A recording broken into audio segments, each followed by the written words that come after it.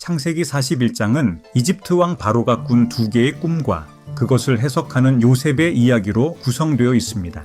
이 장면은 성경에서 단순한 꿈 이야기가 아니라 하나님의 구속사적 섭리와 요셉의 인생 역전의 결정적 전환점으로 작용합니다. 고대 사회에서 왕의 꿈은 단순한 상상이 아닌 국가적 위기나 메시지를 암시하는 예언적 계시로 여겨졌습니다. 바로의 꿈은 그 내용부터 이집트 전체를 흔들 만한 긴장감을 담고 있었으며 이는 곧 하나님의 계획이 이방 민족에게도 미치고 있다는 사실을 보여주는 사건이 됩니다.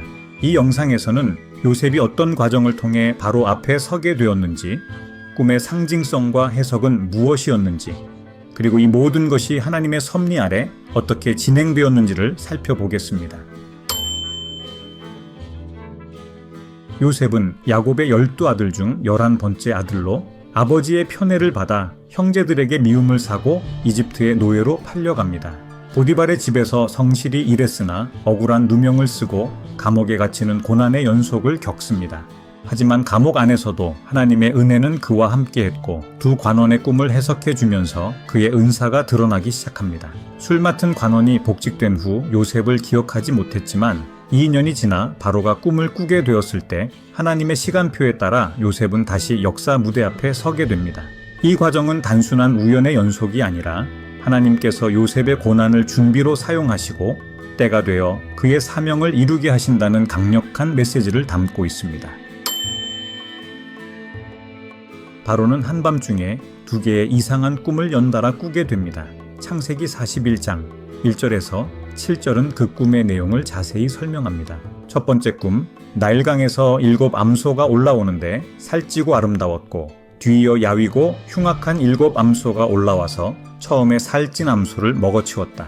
두 번째 꿈, 한 줄기에 7개의 무성하고 좋은 이삭이 나오고 그 뒤에 마르고 동풍에 마른 7 이삭이 나와서 좋은 이삭들을 삼켜버렸다. 이 두 꿈은 모두 7이라는 숫자, 풍요와 황폐의 극단적 대비, 그리고 먹히는 이미지를 공유하고 있습니다. 이는 단순한 기괴한 장면이 아니라 심오한 국가적 경고와 변화의 상징이 내포되어 있습니다. 바로는 이 꿈으로 인해 심히 괴로워했고 그 해석을 알기 위해 애굽의 모든 술사와 현인들을 불렀지만 아무도 그 의미를 설명하지 못했습니다. 이는 하나님만이 주실 수 있는 해석이었기에 가능한 일이었습니다. 고대 이집트는 꿈을 신의 메시지로 여겼던 대표적인 문명입니다. 이집트 왕실과 사제들은 꿈의 내용을 분석하고 기록하는 전문 직군을 둘 정도로 꿈의 상징과 해석에 깊은 관심을 가졌습니다. 바로는 신의 대리자로 간주되었기에 그의 꿈은 국가 전체에 영향을 미치는 계시적 성격을 지녔습니다. 꿈 해석서가 존재했고 상징을 분류하고 의미를 해석하는 전통이 있었습니다. 하지만 바로의 꿈은 기존의 상징적 꿈 해석 범주를 벗어난 비범한 계시였기에 당시 이집트 지식인들도 그 의미를 파악하지 못했습니다. 이는 하나님께서 주신 메시지는 하나님의 영이 함께하는 자만이 풀 수 있다는 진리를 드러내는 장면입니다. 이러한 상황에서 하나님은 요셉이라는 하나님의 사람을 기억하게 하시고 바로 앞에 세우심으로써 하나님의 계획을 펼치기 시작합니다. 바로의 꿈을 누구도 해석하지 못하자 그제야 술 맡은 관원이 2년 전 감옥에서 만난 요셉을 기억하게 됩니다. 그는 바로에게 요셉을 소개하며 자신과 떡 굽는 관원의 꿈을 정확히 해석했던 일을 상기시킵니다. 내 허물을 오늘 기억하나이다. 거기 히브리 청년이 우리와 함께 있었는데 우리가 꿈을 꾸매 그가 우리 각 사람의 꿈을 해석하되 하나님은 정확한 시간에 정확한 상황 속에서 요셉이 등장하게 하셨습니다. 요셉은 2년 전에도 동일한 실력을 갖추고 있었지만 하나님의 때에 맞춰 쓰임받기까지는 기다림의 시간이 필요했습니다. 이는 오늘날 우리에게도 하나님의 타이밍을 신뢰하라는 메시지로 다가옵니다. 바로는 요셉을 급히 감옥에서 불러올리고 머리를 깎고 옷을 갈아입힌 후 그를 면전으로 불렀습니다.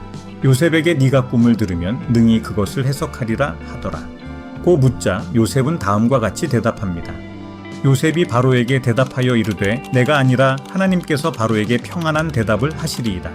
요셉은 자신의 능력을 드러내지 않고 꿈의 해석은 하나님께 속한 것임을 분명히 밝힙니다. 이는 요셉이 감옥에서도 총리가 된 이후에도 변하지 않는 하나님 중심의 신앙과 겸손함을 보여주는 대목입니다. 요셉은 두 꿈이 동일한 내용을 담고 있으며 그것이 하나님께서 속히 이루실 일을 알려주신 것이라고 해석합니다. 7살 찐 암소와 좋은 이삭들은 7년간의 큰 풍년이고 7 야윈 암소와 마른 이삭들은 7년간의 극심한 흉년입니다. 요셉은 이 해석에 그치지 않고 대응 전략까지 제시합니다. 이제 바로께서는 명철하고 지혜 있는 사람을 택하여 애굽 땅을 다스리게 하시고 오곡을 거두어 바로의 손에 곡물을 쌓아 두소서. 단지 계시를 전하는 수준을 넘어서 실행 가능한 지혜까지 제시하는 요셉의 총명함은 하나님께서 주신 리더십의 결과였습니다. 하나님은 요셉을 통해 단지 한 가정이나 민족을 구원하신 것이 아니라 이방 제국 전체를 살리는 도구로 사용하셨습니다. 이집트는 요셉이 제안한 전략대로 풍년 동안 곡물을 비축했고 그 결과 7년의 흉년에도 백성과 주변 민족을 살릴 수 있었습니다. 이 장면은 성경이 단순히 개인 구원만이 아닌 정치와 경제, 국가 경영 속에도 하나님의 주권이 개입하신다는 사실을 보여줍니다. 또한 성도가 사회 속에서 지혜롭게 일하며 세상을 섬기는 모습의 모범을 제시합니다. 요셉의 해석과 제안에 깊은 감명을 받은 바로는 즉시 요셉을 총리로 임명합니다. 이와 같이 하나님의 영에 감동된 사람을 우리가 어찌 찾을 수 있으리요? 요셉은 애굽의 총리로 임명되며 바로의 인장 반지를 받고 사브낫 바네아라는 이름과 아스낫이라는 아내를 부여받고 전국을 다스리는 최고 행정 책임자로 등극하게 됩니다.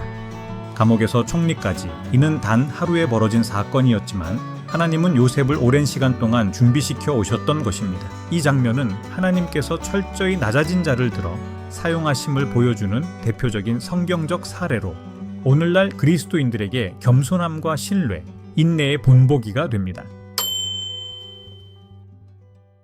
바로는 요셉에게 사브낫 바네아라는 이름을 부여합니다. 이 이름은 하나님께서 말씀하시고 생명을 주시는 자 또는 신비를 밝히는 자라는 의미로 해석됩니다. 이는 요셉이 단순히 꿈을 해석한 자가 아니라 하나님의 뜻을 전하는 자로 인식되었음을 나타냅니다. 요셉의 새로운 이름은 그의 신분 상승만을 의미하는 것이 아니라 요셉이 하나님의 대리자 역할을 한다는 정체성 변화를 보여주는 신학적 상징이 됩니다. 또한 그는 애굽 제사장 보디베라의 딸 아스낫과 결혼함으로써 이방 문화 속에서도 하나님의 사람으로서 쓰임받는 통로가 됩니다. 성경에서는 하나님께서 꿈을 통해 자주 당신의 뜻을 드러내셨습니다. 아브라함, 야곱, 요셉, 사무엘, 다니엘 등은 모두 꿈을 통해 하나님의 계시를 받은 인물들입니다. 특히 요셉과 다니엘은 이방 제국의 왕의 꿈을 해석함으로써 하나님의 이름을 높이고 민족을 구원하는 데 사용되었다는 공통점을 가지고 있습니다.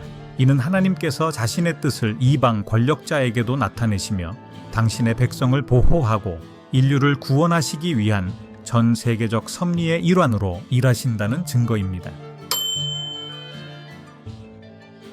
요셉의 이야기 그리고 바로의 꿈은 단지 한 왕국의 위기 극복 이야기가 아니라 하나님의 거대한 섭리와 역사 경륜을 드러내는 사건입니다. 하나님은 꿈을 통해 말씀하시고 평범한 청년 요셉을 통해 전 세계를 위한 구원의 도구로 사용하셨습니다. 이는 우리 각자에게도 하나님의 계획 안에서 쓰임받을 수 있는 가능성이 열려 있음을 말해줍니다. 하나님은 오늘도 각자의 꿈을 통해 혹은 삶의 현실 속 다양한 방법을 통해 우리에게 말씀하시며 그분의 때와 방법으로 우리의 삶을 이끄십니다. 중요한 것은 우리가 그 부르심 앞에 믿음과 순종으로 응답할 준비가 되어 있느냐는 것입니다.